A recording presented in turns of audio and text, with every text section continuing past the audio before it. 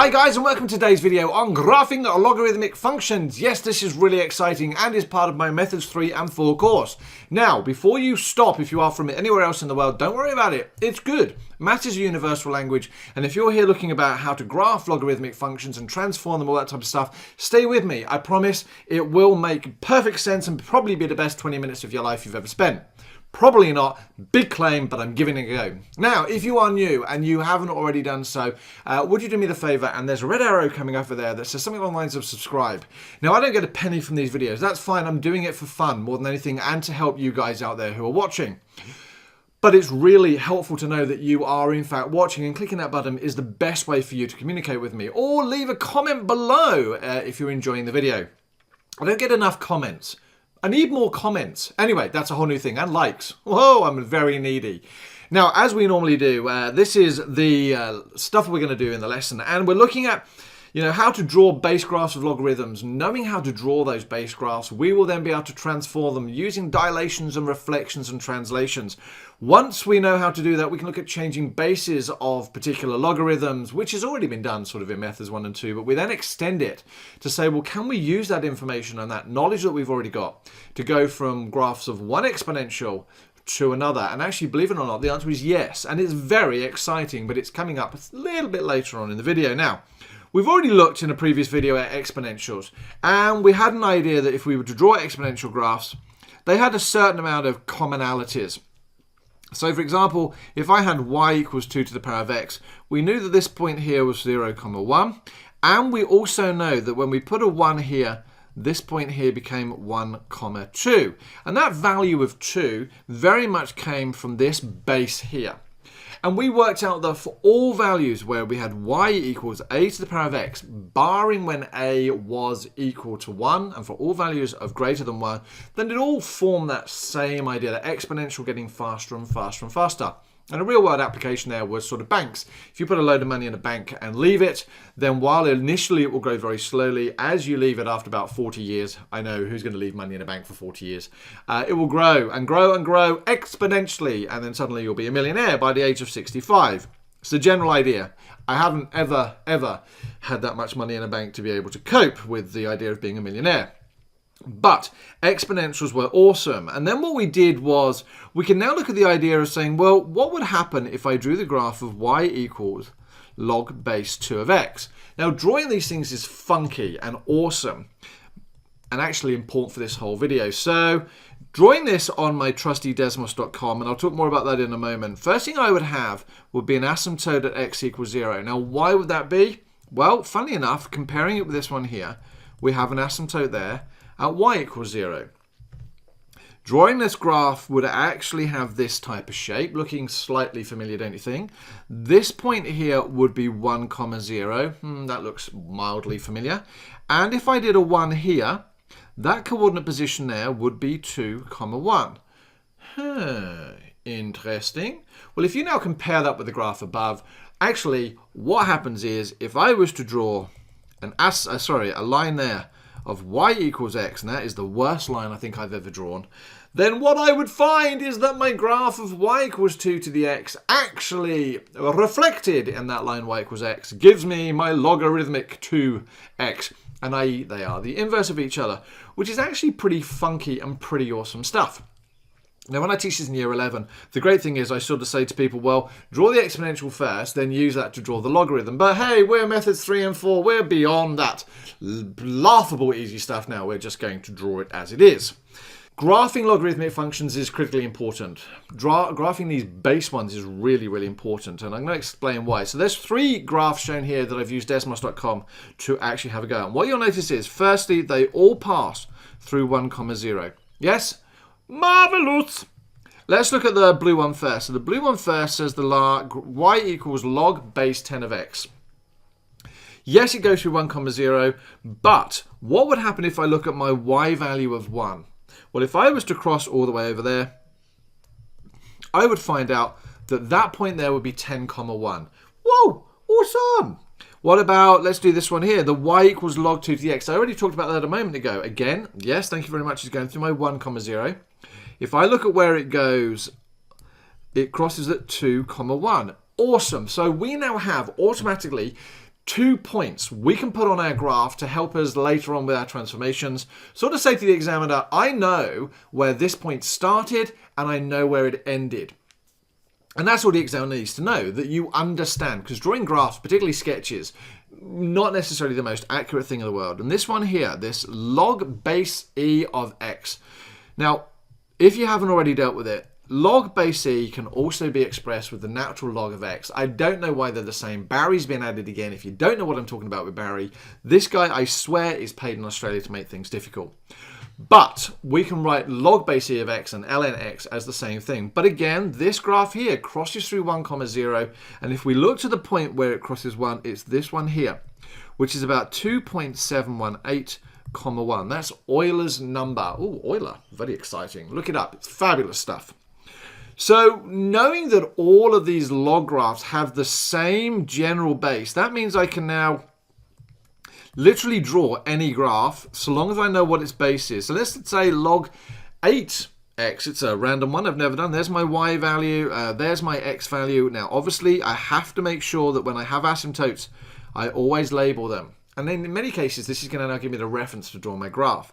Here we go. It's going to go up. Thank you very much. I know this point here is 1, 0. And if that's a 1, then I know that this is 8, 1. And I have now, let's put a little arrow on there to say it's going to go on because my domain is not limited in this particular question. And there we go. I've just drawn a base graph of y equals log base 8 of x. Now I can use that information to start transforming these things. Woo, very exciting. And as it just so happens, I'm about to move on to that now. So look at this example here, 4 log e 3x. Now I'm actually going to go over here and draw that again. So y equals 4 log e 3x. Whenever you look at an equation, you have to make sure you understand where are my dilations, reflections, and translations. And if you can do that with any of these equations, I promise you, about half the methods course over here in Australia, you've got done just like that. It's a POP. And by that I mean a piece of pie. Oh, pie, so hungry. Oh, key lime pie. Oh, banoffee pie. Banoffee pie, if you haven't had banoffee pie, try it. It is just to die for. Whole new discussion.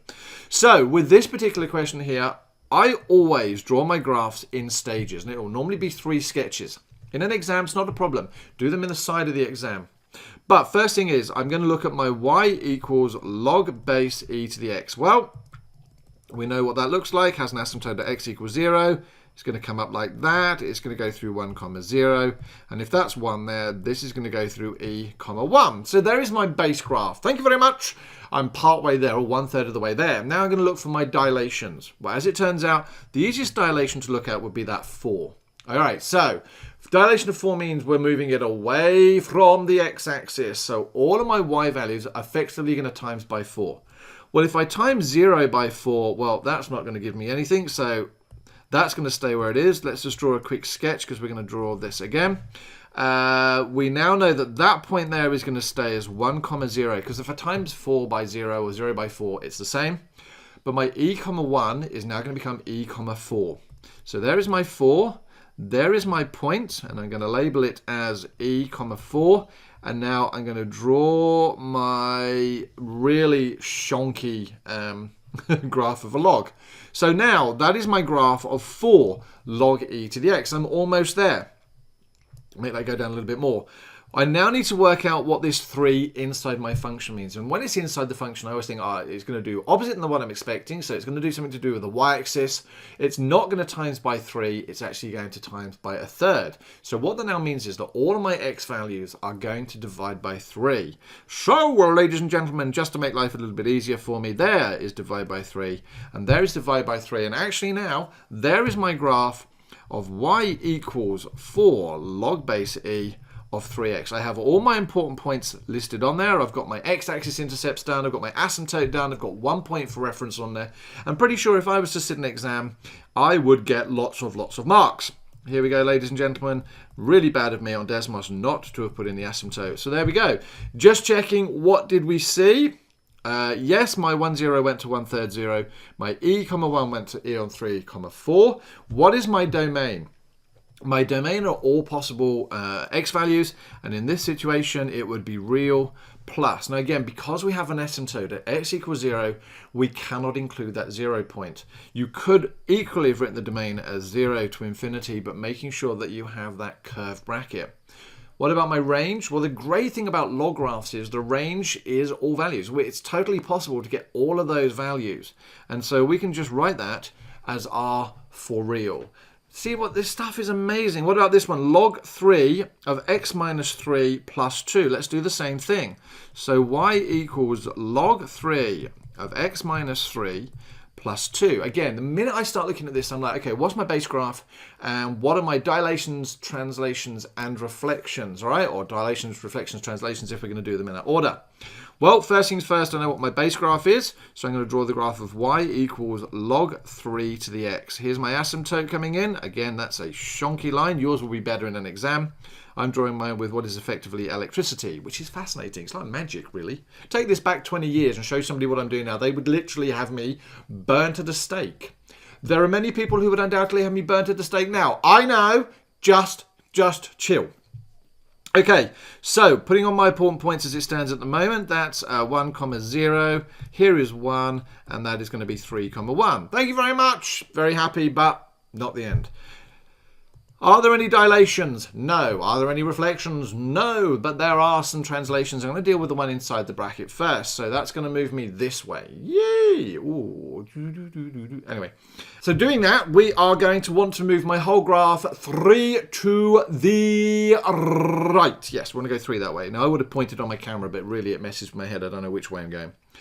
3 to the right. So the first thing I'm going to do, because my asymptote is my frame of reference, I'm going to do there we go. So now I can write that as x equals 3. And I'm going to draw my graph. And I know that that point now, well, because all my x values have had 3 added, is going to become 4, 0. And I know this point here, which is still at 1, is going to be 6, 1. All right. Yay! This stuff is awesome. Have I finished? No, because I now have to take account of this plus 2. So, drawing another and hopeful final set of axes. Here is my asymptote. And I know there are people out there going, my God, that is a lot of work. I can do this in my head. If you can, that's awesome. But I promise you, there are more people out there who probably would prefer to break it down into stages. My view of it is 2 extra minutes work for 5 extra marks. You're looking at a whole new university course and a whole new life. Try and do it in your head and get it wrong. You're looking at Maccas. That's no disrespect to Maccas. Well, a little bit of disrespect to Maccas. Right, okay, so what are we doing now? That plus 2 moved my whole graph up. So all my y values are now going to have 2 added on. Now, it's really hard to draw this graph and make it look like it's moved up. And that's why we have to put these reference points on. So the first one I'm going to deal with is, so 6, 1 is now going to become 6, 3. All right, so 6, 3. I know that number there is a 3. 4, 0 is now going to become 4, 2. Oh, there's an interesting one, though. Now, as it turns out, you don't need to write that 4, 2 because it's no longer useful. I'm going to cross it out because I'm going to use it in a minute. Oh, this is pre-planning of the video. What I do need to do, though, is find my x-axis intercepts, and that's not particularly easy. If it was pencil and paper, I'd have to equate it to 0. But the good news is, ladies and gentlemen, I can use my CAS calculator. And firing up my CAS calculator, and if you are wondering, this is a Casio ClassPad, I have to say, I used to be a TI Inspire. Love the calculator, it's a great calculator, but wow, am I falling desperately in love with the calculator, which sounds a little bit weird if you think about it. But anyway, how would you love a calculator? Mental images, don't need them, thank you very much. So we're now going to say solve, if you will, log 3 of x minus 3, thank you very much, and we're going to add 2 equals 0, comma x, hit enter, I don't need to close the bracket, and out comes my x value of 28/9. So I can now go onto my diagram and say my x value is 28/9, comma 0, there is my y value, there is my x value. I'm going to put an arrow on there and an arrow on there to say, yes, it goes on to infinity and beyond. And I think if we just write y equals log 3 of x minus 3 plus 2, I am done. And I think that graph there would give me about 27 marks in an exam. Unlikely, because I don't think I've ever seen an exam give 27 marks, but There, ladies and gentlemen, is all the important information. So, did 1-0 go to 4-2? It did, and I crossed it through. Did 3-1 go to 6-3? It did, and my crossing point was there.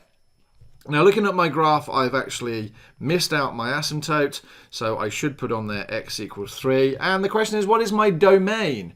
Well, because we've now got a translation, we need to make sure my domain changes. And in this situation, I'm just going to put curvy bracket 3, infinity. That, again, was a shonky infinity. Let's put infinity.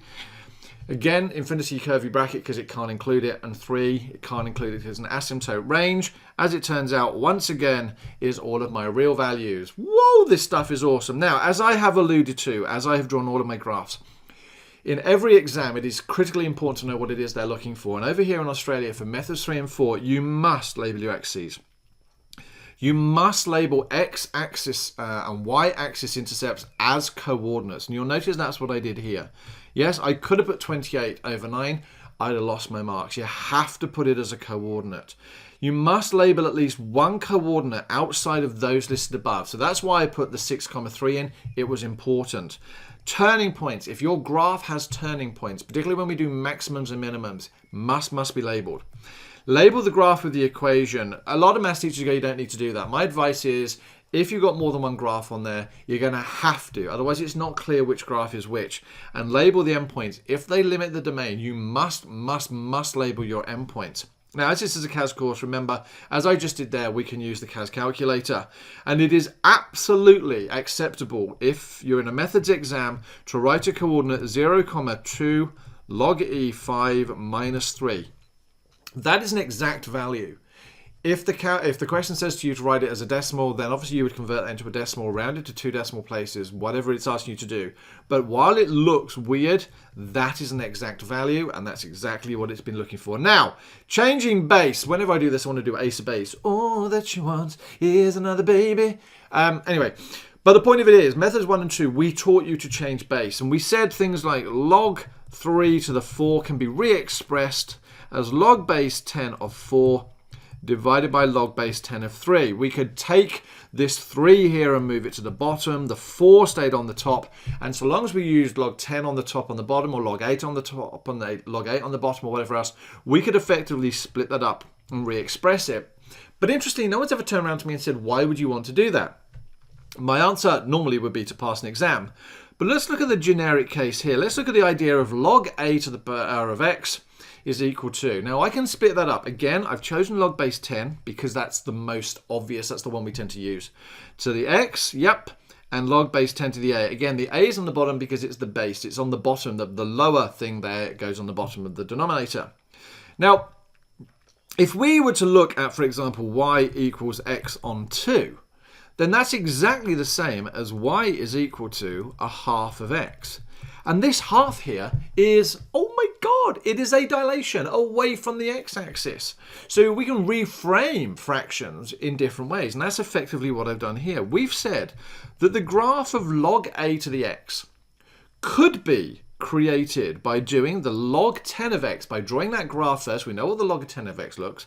And then dilating it away from the x-axis by a factor of 1 on log of 10 of a. Now again, just to show you that one more time, if we have y equals x on a, then that is exactly the same as 1 on a times x. This thing here then would be a dilation. Now, we can actually use this information to help us then go from graphs of y equals 2 to the power of x to y equals e to the x. Now you're going to go, whoa, how do we do that? And I'm going to say, grasshopper, I'm about to show you. I don't know why I called you grasshopper. That's a whole new discussion. Firstly, let's just visualize what each of those two graphs actually look like. Firstly, this could be the graph of 2 to the power of x. What would the graph of e to the x look like? Well, again, it would come through that same point there, but it would start to go up quicker. Why? Well, Euler's number is about 2.718, so it's slightly higher than 2 to the power of x. But all that's happened is I'm effectively stretching my graph further away from each other. I am transforming it by using a dilation. How do I show this algebraically? All right, so I'm going to go back just a moment and say, if you had 2 to the power of x is equal to 6, how would you solve it? Well, there's lots of different ways. I could use my CAS calculator. I could take logs of both sides. So I could do log base 10 of 2 to the x is log base 10 of 6. And I can say, well, okay, that means I can now bring the power down. So x times log 2 of 10, or log 10 of 2 even, log 10 of 6. So x becomes equal to, wow, this is challenging, divided by log base 10 of 2. And then I can use my change of base method there to make that long. All right, so what was the quicker way of getting rid of that altogether? Deleting that from memory. I could take log base 2 of both sides. Log base 2 of 2 to the x is log base 2 of 6. Now, why do we want to do this? Well, because this log base 2 here and that 2 effectively cancels each other out. There are maths teachers who will be screaming at the screen now, no, that's incorrect. For all intents and purposes, it works beautifully. Thank you very much. And so we get x is equal to log base 2 of 6. All right? Now, we can do this backwards, because what we do in Maths in 4 is we can do backwards. So I can now say that if x is log base 2 of 6, then if I raise everything to the power of 2, then 2 to the power of x is equal to 2 to the power of log 2, 6. This is amazing. Now notice, again, these two effectively cancel each other out. And you're still going to say, what has that got to do with the question that you've posed me? All right, if I have e, would you now be happy that I could write that as 2 log base 2, because they're going to cancel each other out, e. Again, if I cancel each other out, then what I've just written is that e is equal to e, which we all know is true. Ooh, this is exciting. Ooh, let's move that up a moment. So 2 log base 2 to the e. Now, going back to my original question, we had y is equal 2 to the x. What transformation would map it onto y equals e to the x?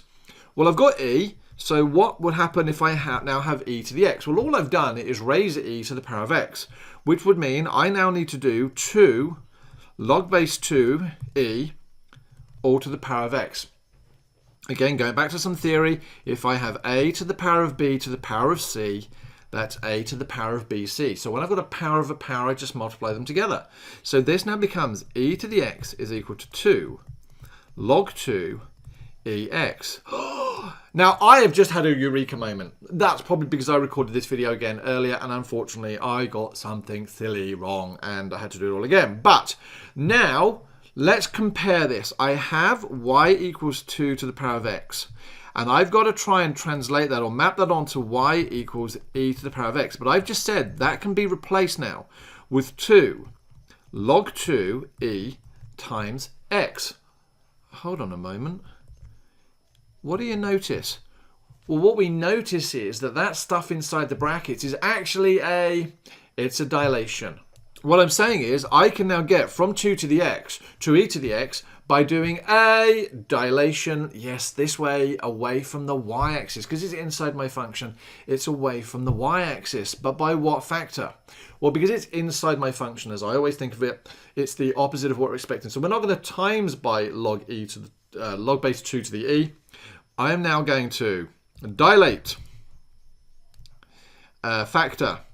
Remember, have to use the correct language of 1 over log 2 to the e from the y-axis. So that transformation there will take my graph of 2 to the x and map it directly on e to the x using some pretty funky maths, which to be fair, you've known since year 11. We've just used it in a slightly different way. Wow, ladies and gentlemen, that was pretty intense. Today we've been dealing with graphing logarithmic functions, and we looked at a recap because we've been dealing with exponentials and logs, and that was yesterday's news, so not interested in it, but it actually allowed me, when I looked at graphing logarithmic functions, to realize that these are the inverse of exponential functions. Useful. Well, if I know they're the inverse, then I know things about asymptotes. So we looked at some graphs, and we looked at crossing points, and we looked at that inverse stuff. Then we went to transforming log functions, and we looked at the ideas of when you've got a function, draw the base 1, then look look at dilations, reflections and translations. We did 2 examples which were very exciting and looked at important things for graphs. And finally looked at changing bases from methods 1 and 2, which allowed us to then map graphs of 2 to the x onto the ETX and breathe. I swear these get faster just because I'm trying to squeeze them into a Twitter 45-second video clip, right? At some point, I'm probably going to lose breath and collapse on the floor. Whole new discussion. Ladies and gentlemen, we've made it to the end. Thank you so much for your time in watching. You can now go forth and practice all of this stuff. What I'm going to ask you to do, though, is if you haven't already done so, there is a subscribe button. Oh, come on, give me a break, subscribe. And if you can, would you let your friends know? Again, not doing this for money, doing this for fun, and it's nice to know that people are watching. Otherwise, a video is loading over there for you to watch. I'm done. This is the Maths Guru signing off.